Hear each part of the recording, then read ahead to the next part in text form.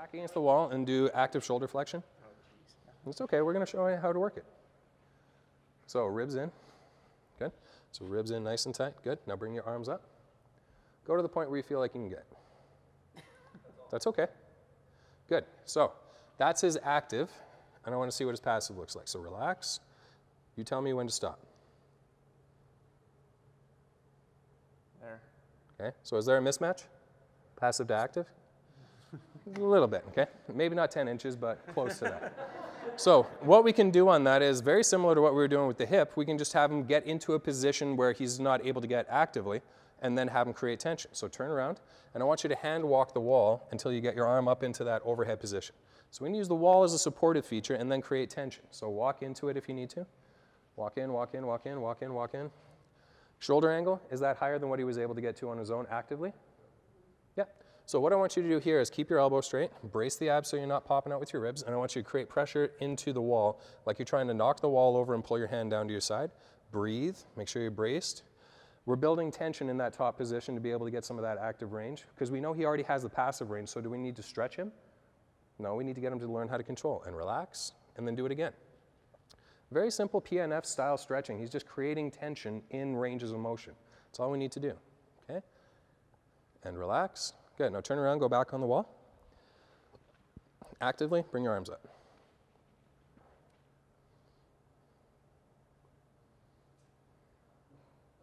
Keep going.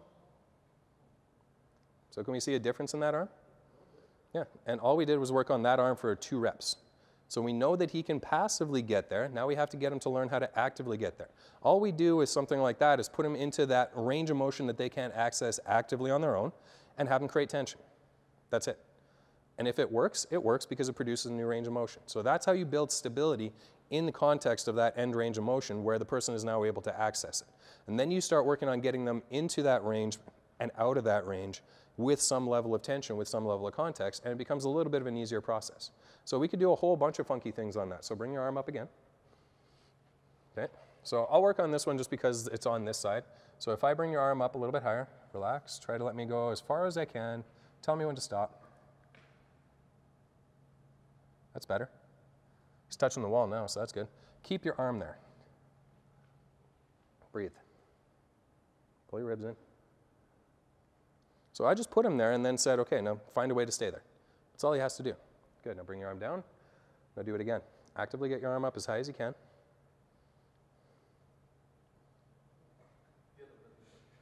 You can do the other one too if you want.